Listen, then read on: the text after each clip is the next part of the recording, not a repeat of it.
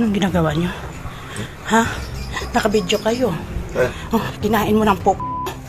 Maselan po itong sumbong na ito for mature audience lamang. Hindi to PG, kundi SPG 18 po ito. May mga bagay nito dito beyond our control na para maintindihan po natin lahat yung reklamo. Idol Rafi, makakasama natin sa studio si Ma'am Aida Bilan na isang housewife po. Nirereklamo niya si Mr. dahil nahuli niya na kumakain daw po ng tahong ni Kabit. Kaninang umaga lang po. Freshly baked as breakfast daw po. 6 a.m. po ay kumakain daw po ng tahong ang kanyang Mr. as breakfast. Caught in the act. Caught in the act, Idol Rafi.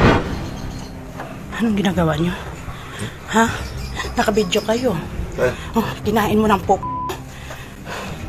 Ano? Ano? Huh? Kinain mo? Oh, wala ka pang pante. Oh, yan oh. Alalive ko yan. Itutulpo ko to. Kitang-kitang po. Meryo, tigilan mo! Kinuha ka yung papel po po? Kinuha. Ayun oh, wala pang... Ang baho. Ang baho po. Ayan oh. Nakalive ka kayo ngayon. Meryo! Hayop ko! Hayop ko! What? Ha? Ayan oh. Wala!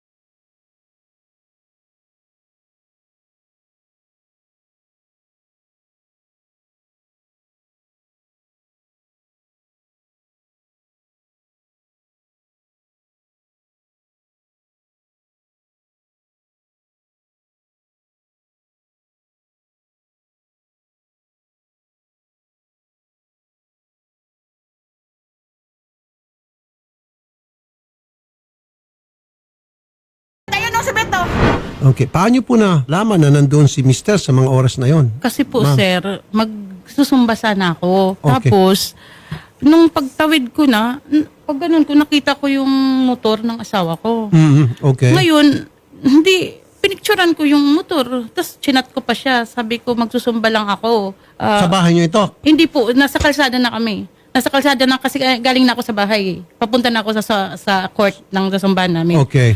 Tapos, sabi ko sa kanya, nandyan ka na naman kay Beth. Pero, parang kinakabahan talaga ako. Tama-tama naman bukas yung, yung gate nila. Hindi pumasok ako. Tapos, ang dilim doon sa loob. Dandahan ako. Pero, niready ko na talaga yung cellphone ko. Sobra-sobra na talaga eh. Niready ko yung cellphone ko. Tapos, ang dilim ng bahay nila. Grabe ang dilim. Tapos, walang tao. Dandahan ako pumunta doon sa, sa kwarto. Pagpihit ko ng doorknob, yun na naaktuhan ko na sila. Narinig ko yung boss ni Mr. umalis ka dito sa pamamahay ko. Magkahiwalay na ho ba kayo? Hindi po. Si Mr. po, nasa linyang telepono, track din na ito, caught on the act talaga sir, na videohan kayo ni Madam. Paano to sir? Ano pong inyong depensa? Pero sa totoo lang sir, yan? Nagkataon lang na kumuha ko ng papeles doon sa bahay niya kasi may mga papeles kasi ako doon na kailangan ko sa pagpaprocess. Okay. Nataon naman na yung si Beth nasa higaan pa gawa ng natutulog pa yata. Okay. Ayun, pumasok ako doon kasi kukunin ko nga yung papeles ko. Okay. Isa lang naman yung mag-isa. Okay. Ano po yung nahuli niya na walang panty si Beth at kinakain mo raw yung kanyang tahong? Anong koneksyon nun sa papeles na kukunin mo? Wala pong ganun sir. Kung may intensyon ko ganun sir, dapat hindi mga nakabukas yung gate, mga nakabukas yung mga pinto. Wala naman po akong ganun. Pero caught in the act po kayo, nasa video sir. At wala pang panty raw yung girlfriend mo na huli ni Madam. Meron yan. Hindi naman yan nakahubad. Ano Hindi po suot niya nung time na yon ni Beth? Pantulog lang ata yun. Okay. Gaano na katagal ni Beth na magkasintahan? Hindi ko po matandaan eh. Kasi medyo matagal. Pero inayos na po namin yan. Malik na nga ako sa kanya eh. Para naman maging patas tayo, kunin naman natin ang pahayag. Si Elizabeth ay 63 years old. Si Sir Emerio Bilan is 49. Si Mrs. ay 48. Madam Elizabeth, magandang hapon. Magandang hapon, sir. Ma'am, andito po si Mrs. Bilan at meron po siyang video pinakita sa amin. Huling-huli po kayo sa akto. Ano pong inyong reaksyon? Sir, hindi yan totoo.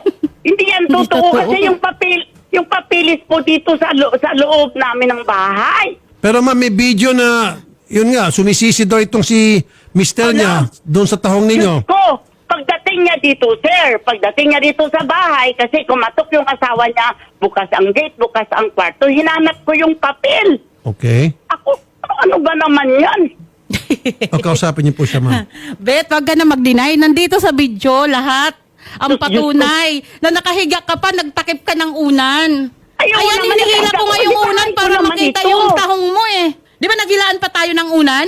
At saka yung kumot. Ang sabi mo kanina, nakapanti ako. Wala kang pante, Bet! Wala kang pante! Oo, ang sabi mo Wala kang kanina, pante! nakapanti ako. Nakita ko. Tapos sabihin mo naman ngayon, wala naman ako panty. Ano Wala ba kang naman pante. yan? Pwede ba kainin ang tahong na may pante? Sira ulo ka. Sira ulo ka. Ano yung mga binibintang mo samantalang ang asawa mo, andito lang kanina Paano nakita mo. makakain yung tahong mo kung may pante ka? Huwag ka bang Ano sinungaling, mo? matanda ka na. Matanda ka na, Bet. 63 ka na, magtino ka na. Lahat ng tao galit Bukas ang sa'yo. gate, bukas ang pinto. Bawsi ka pa naman ng kaintap. Hindi na ako bawsi. Bawsi Hindi na ka. ako bawsi. Tumigil Iba ka. ng department Makakarating ko. yan kay Kapitana.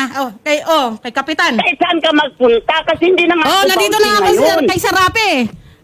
Sige, antayin mo. Ay, Naman Bet, nakatayo. nakita ko pa. Si Elmer, nagpunas pa ng bunganga niya. Nagpunas pa ng Alam. bunganga. Sinabihan ko, ang baho, ang baho. Ang ginawa niya, lumabas siya. Nag-ano ata siya, nagmumog pa ata. Ay, Naku, hindi Bet, ko alam nakita yung ko item lahat. pinagsasabi Nakita ko mo. lahat, Bet. Huwag Kasi mo ako na gawin talaga tanga. nakahiga na kasi Gusto mo, di ba? aga-aga pa. Gusto mo, di ba, yung ano tayo, live tayo? Yan, ito na tayo. Ang saya-saya, di ba? Buong mundo tayo, nakikita. Bahala ka. Ako bahala ngayon, sino kayo sa atin? Oo, bahala ka. Pati tahong binigay mo! Kakahiya ka.